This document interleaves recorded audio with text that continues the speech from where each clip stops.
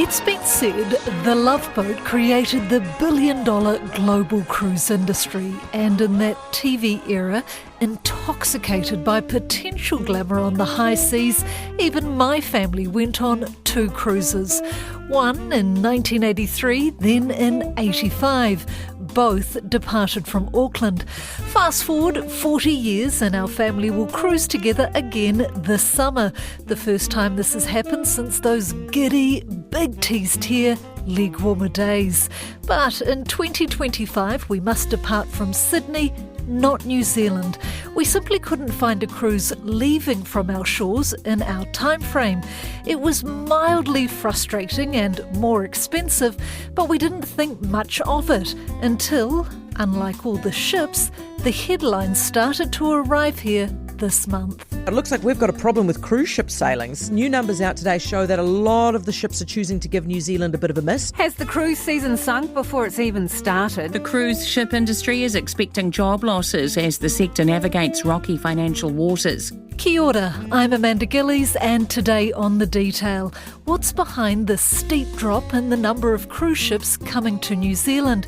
And is it just inconvenient for those of us wanting to sail out of Auckland, or is there a real economic impact on our country? The sector expects 20% fewer passengers than last summer. That will force some businesses to downsize. Overall, there's going to be 28% fewer port visits nationwide in the upcoming year. Napier's port has revealed its cruise ship revenue is down nearly 10%, and bookings for the upcoming season that starts in October are headed in the same direction.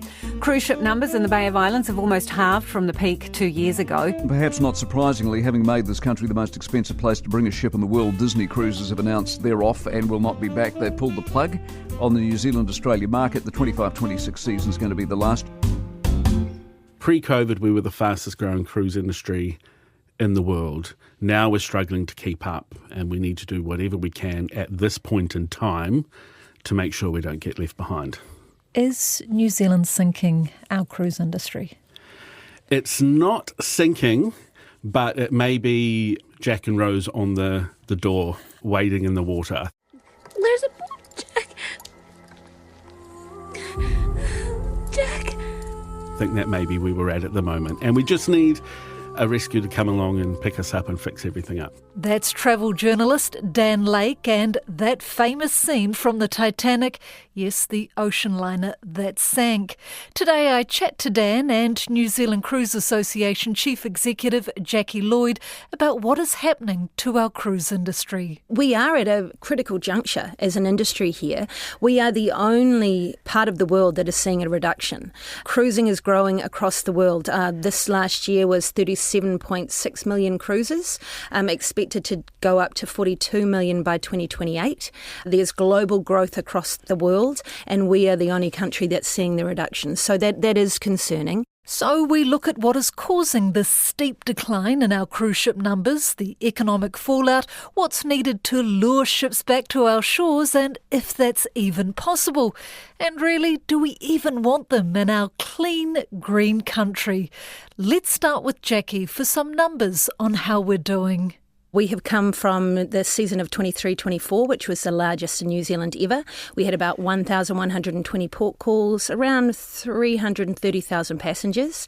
This season coming, we're down to 660 port calls and what looks to be around 215,000 passengers. So it's about a 40% reduction, so quite a considerable drop for not only the cities in New Zealand, which see a lot of cruise, but certainly regional New Zealand, and our smaller ports and regions are going to really see some change. Because what is that change? How much is this going to hit them in the pocket? We don't have that number yet. We know that data sets that we did and MB have also done on cruise spend back in 23-24. So that's both vessel and passenger spend. The direct spend for that was around 637 million. So we can expect a 40% reduction in that, to be honest, and that's going to hit hard. Not all ports are seeing the same reduction, but everyone is seeing a softening, and that's going to be a hard pill to swallow for a lot of tourism operators and hospitality providers. And the question then begs, Why? What's causing this drop? Look, it's a number of things. The key ones have been for the cruise lines. They have come out of COVID not in profit, so they are looking to build their business back. New Zealand at the same time was doing a lot of work at a government level about cost recovery because, we hadn't put our prices up for a lot of things. The unfortunate sort of joint of that was a number of increased costs across government agencies in a very short period of time with a very short lead-in window. So, for example, a cost change for customs for passengers coming across the border, it went up by $11 with 4 months' notice last year. Some people, just interrupt there, might say $11, that's not much. What's the issue? The issue is that can't be passed on to the passenger. All cruises pretty much book a year in advance, at least a year in advance, and cruise lines manage their pricing a year to 18 months in advance. And it's the changes of costs within the booking window. They can't pass that money on to passengers, so that comes off the cruise line's bottom line. So for that season, the increase for across the cruise sector was about $3.2 million that the cruise sector, as in cruise lines, had to pay on top of what their normal fees would be. And it's compounding. So there have been increases in customs, there's been increases in Maritime New Zealand, port fees have gone up as well. And so that is a perfect storm for increased costs. And while New Zealand has always been expensive, we've now tipped to be the most expensive cruise destination in the world. When we talk to cruise lines, that's what they tell us every single time. She says ports are now reconsidering pricing and the government has created a collaborative working group for the industry. And this includes Customs, MPI, the ports, cruise agencies and the cruise lines. They meet every 6 months. But we won't see an increase in cruise line deployment for probably another 2 years because bookings have already been made for the next 2. So it can happen, it won't be short-term but a long-term thing. Yeah, Can we right. survive that though? Oh, we wouldn't want to go any lower than we are. We don't have full numbers yet of our 26-27 season. I feel it's likely to be sitting around that 600, 650 mark again without any huge increase. The cruise lines are just finishing off their deployment plans for 27-28 and we've been really engaged with them over the last 6 months to talk about the changes that have been happening to ensure that they'll look to deploy here for 27-28. So that's where I've got my fingers crossed, and I am, I'm cautiously optimistic, but I do think that we have some opportunity for change. If nothing changes, Jackie, what does the future of cruise tourism in New Zealand look like? What we're seeing this summer, I think, that will be it. And we will see a loss of people that know how to manage cruise days. We've got a lot of people that work in ports, and tourism operators, ground handlers, drivers, guides, hospitality providers that know how to manage a day of a cruise arrival. And we will see a loss of those people, and it will be really hard to bring that back if we do see an increase in future. Which we're hoping, obviously, that we will. But the loss of the institutional knowledge, I think, will be a problem. And we are already seeing businesses not investing in that new coach or not investing in that new boat or actually looking to downsize their staffing for this summer. And we're really worried from a point of view for regional New Zealand as well. But while cruise numbers are slowing, the government's just opted for a fast-track expansion at the Port of Auckland, which includes more room for cruise ships. The government is celebrating the first project to get consent under the Coalition's fast-track regime. The Ports of Auckland expansion starts construction next month. It includes a new reinforced concrete piled wharf at the Bledisloe terminal, an extension of the Ferguson North berth, a cruise passenger terminal and other upgrades. So work has been done to fast-track room for larger cruise ships, yet fewer are arriving here. It sounds a lot like one of these scenarios where it's been talked about for a long time, and by the time it happens, it should have been built 10 years ago. It should have. And Sydney's having the same argument. And if you look at cruise ships going to Sydney Harbour, it's beautiful and picturesque. But, there's only one spot next to the Opera House that a cruise ship can park. So the rest have to go and park somewhere else. So there are issues there as well. So we're not on our own there. But yeah, I think that it's probably a bit too late, but great that it's happening. Dan Lake has just returned from Sydney, where he worked as a travel journalist. He admits he was taken aback by the state of the cruise industry here and lack of tourists in central Auckland. I knew that it was bad, but seeing it with my own eyes, we really need to do something about it. For example, just being around in the city here, you don't see all the coaches and buses full of tourists that are heading down to, Aotearoa or Tauranga and places like that, or Hobbiton. They're just not here. I saw the hop-on, hop-off sightseeing bus with no one on it. These sorts of things, they're so... I almost take it personally. I'm like, come on, New Zealand's lovely, come and see it. But yeah, I think we need to really start thinking seriously about how we're going to fix this. And politically, I think there's word of a bed tax. No, we need people coming here. We don't need to start charging them more. We already charge tourists coming here quite a bit in comparison to some other countries. So this needs to happen fast because it takes a while for things to roll out. So now really is the time. So what's the cost to New Zealand by fewer ships being here? Well, a report last year found that cruise ship tourism brought $1.37 billion to our economy in the previous financial year. That included $637 million in direct spend and an indirect benefit of nearly $730 million. That's for things like creating jobs. And often cruisers get a taste of New Zealand while they're here and then return to holiday. It is worth noting, though, that cruisers do spend less a day than your standard tourist.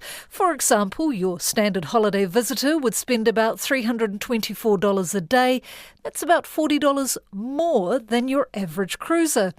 But for our post-COVID tourism economy, every dollar counts. You're taking a ship into a small town or places like Dunedin and Napier, and you're offloading thousands of people who are hungry to learn about the town, the culture, the food, the people. They want to shop, eat, drink, do all of those things for a day. That's all money, and they'll want to spend. When you get off the ship, you want to learn as much and do as much as you can, and wealthy people, they're happy to spend money. You're taking all of that away from a town. How else do you recoup that? You can't. So I think it's huge for the small towns in New Zealand, but very much so for the wider tourism industry. What does it say about New Zealand, do you think, Dan, as a destination? Are we sort of losing our appeal on that world stage? I think we are to a certain degree, and I'm not entirely sure why, because we do offer everything that is trending in travel at the moment. People want authentic, green, eco travel. That's what's trending across all of the different markets, and we offer that hugely. So I'm not exactly sure why we're not as popular as we once were, and we are way down on where we were beforehand. So I think we need to just get back to sharing that message globally, that we are the place that people should be coming. You talk clean and green. Ships don't strike me as being clean and green. How bad are they for our environment? Well, the older ones aren't so good. So, they're pumping out diesel 24/7 just so they can keep running. But these newer ships, I went on one, I was lucky enough to go on one, which is basically all self-sustaining. So it's all biofuel, and then everything in terms of waste on board doesn't leave the ship as waste, essentially. So I went into a room where the crew members, and there's about 4,000 on the ship, and they would have to separate their cardboard waste into cardboard, glass, plastic, everything like that, and then it is taken off the ship. Again, that's infrastructure that a port needs, where they will only give it to a company that can deal with those sorts of waste, and then it goes off and it's recycled. So that is fantastic. I think the cruise industry itself has really taken note that that's what people want, and that's where the industry is going. So they are making big inroads on improving things. But those are the brand new ships, so there's only a few of them. And are they coming to New Zealand? No, so those big, probably wouldn't fit here, to be honest. The one I'm thinking of has about 10,000 people on it, so would probably be the size of our harbour here in Auckland anyway.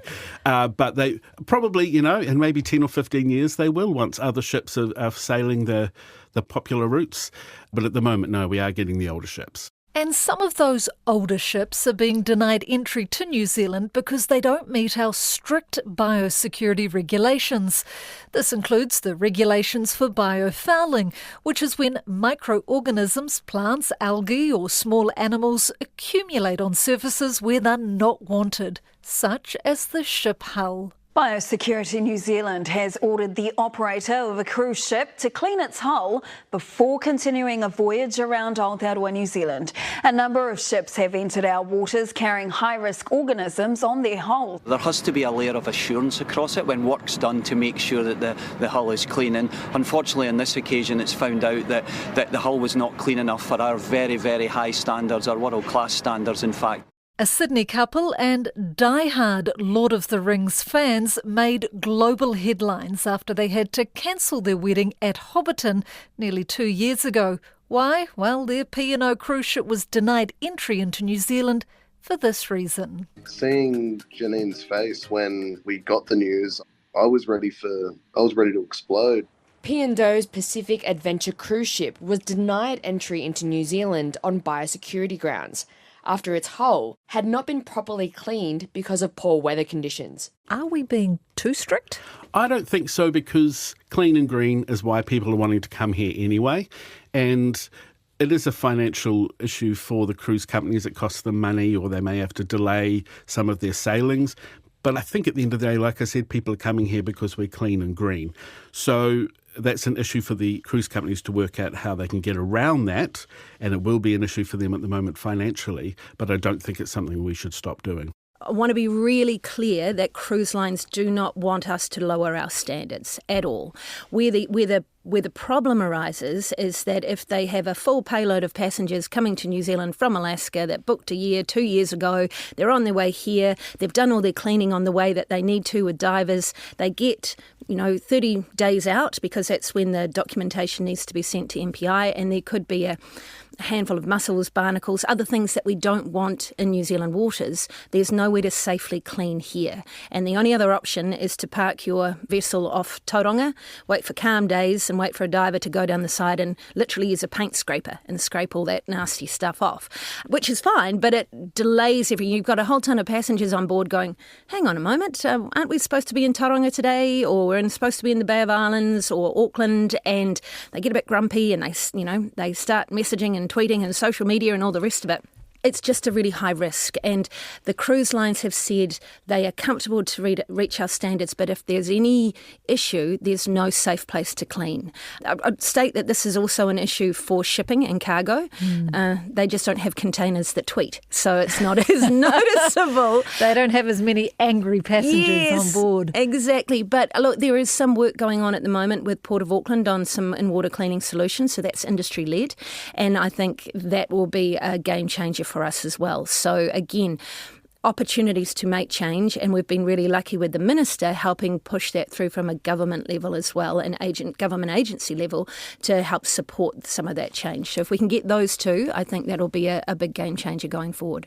Jackie, when you read those negative headlines from the passengers about being, stuck out at sea because of the clean, how detrimental or damaging is that to the industry? It's probably more detrimental to brands and detrimental to other cruise lines wishing to send ships here. So it doesn't reflect necessarily on what tourism offerings that New Zealand has. What it is around back in head offices in Miami, in Europe, in California, where all those head offices are. They are looking at this and going, heck, we don't want that to happen to our ships, and they look to deploy elsewhere. And that's another key area that we need to work on, is the perception that New Zealand is welcoming to cruise. For a very long time, possibly before it was coined last year, but certainly a number of cruise lines have said New Zealand is no Zealand forever. We've always been hard. There's always extra regulation. It's always, no, you can't do this, no, you can't do that, no, that's going to cost you more. And some of those reasons are valid, absolutely, but again, compounding it, we've just always been difficult, and the message is coming through very loudly from the Tourism Minister is that New Zealand wants cruise. We need cruise, and we are welcoming to the cruise lines and cruise passengers, because they certainly support a lot of our businesses through summer that allow them to stay operational over winter. So the Tourism Minister wants us to get back to pre-COVID status when New Zealand was the fastest growing cruise industry in the world. And back to these headlines heard overseas post-COVID. This morning, it's full steam ahead for cruisers. At Norwegian, ticket sales for next year up 40% compared to pre-pandemic levels. And at Carnival, bookings have nearly doubled. There's been a massive surge. At our agency, we're looking at 200 to 300% increase of bookings from just 2 weeks ago. Dan can see why cruise liners now prefer to park up overseas. The local cruises here like a cheap weekend away cruise. You go to Europe, you have an 8-day cruise or a 12-day cruise. Alaska, 12 days. The cruise companies make a lot more money out of that, and it's US dollars or euros, so financially they're going to make more money out of those parts of the world. I think that probably plays a big part in it, and when you couple that next to issues around environmental and port infrastructure, two hard baskets are probably a really simple way of putting it, but if you're having to really push and push to make profit in one part of the world, knowing that there's another region where you could just plonk the ships and make some good money, you can understand why businesses would pick Plan B. Yeah, the easy option. Are we sort of almost too hard, too difficult, too many rules, too expensive? Yeah, and because we're isolated from the rest of the world, which is a great thing for people who like to travel because they're coming here because of that. But you have to send the ships here and they can only really operate here. Whereas if they're in Europe, they can go all over the place. If they're in the US, they can go all over the place. Whereas if they're based down here, they can only do Australia and New Zealand. So that limits the types of people that will be travelling on them and the amount of money that can be made off them as well. Dan has been on cruises around the world and says it's like having a hotel and restaurant that follows you around. And looking ahead to the future of cruising, he is confident there's some potential good news for New Zealand on the horizon. I think the trend that's happening with cruising worldwide is actually good for New Zealand because boutique smaller ships are really starting to come through now, and they are very high-end spend because, some of them, there's a 1-to-1 ratio. So for every one passenger, there is a crew member. You have your own butler and all that sort of thing. It's very flash. But those ships, I do like the sound of this. But these smaller ships can get into places that other big ships can't and also allowed to. So places around New Zealand where there may be restrictions on the size of the ships, they can go in because they're almost more like a super yacht than a ship. And that is a massive trend worldwide, and I think we're perfect for it. So that's a good thing. Again, we just need to make sure that we're spreading the word about New Zealand as much and as loud as possibly worldwide. Before we wrap up today, we'd be remiss not to discuss the impact on the cruise industry of a certain hit documentary. The Poop Cruise documentary that's on Netflix at the moment certainly doesn't help. For those who don't know about Poop Cruise documentary, talk us through it. Poop Cruise is basically about a horrific incident that happened probably 15 or so years ago where the electrics stopped working on a cruise ship. So all of the waterworks and pipes and everything stopped working. More than 4,000 people are stuck on a cruise ship that is dead in the water. That's when all of us were like, what the f***? When power goes, that's it. Everything's out. It was immediately crisis mode. The toilets weren't working. Well, we can do a number one in the shower. And then... I'm telling you, it got bad fast. I would never expect having to poop in a red bag. Oh, no. Oh, no. No. Painting a picture here, and basically toilets wouldn't work. So we got to the point where stuff was dripping through the ceiling. There was nowhere that was safe on board, and it became this like survival of the fittest. So whenever there was food to be eaten, people would go and get 1,000 sandwiches instead of just the one they needed. It's humorous to watch because you're not on the ship, but being on the ship would have been horrific. Jackie, how detrimental was the poo documentary on Netflix to the cruising industry? Not at all. When you look at those numbers, it's still growing. And actually, I did watch that too myself, which is intriguing. But what I do also took from it, that a lot of those people that were part of the documentary were cruising again. And I think we saw that after COVID. There was that perception that no one would cruise after the pandemic. And sure enough, the industry is growing strength to strength. That's it for today. The Detail is a newsroom production supported by RNZ and New Zealand On Air. Thank you to Dan Lake and Jackie Lloyd. This episode was produced by Gwen McClure and engineered by Jeremy Ansell. I'm Amanda Gillies. Matua.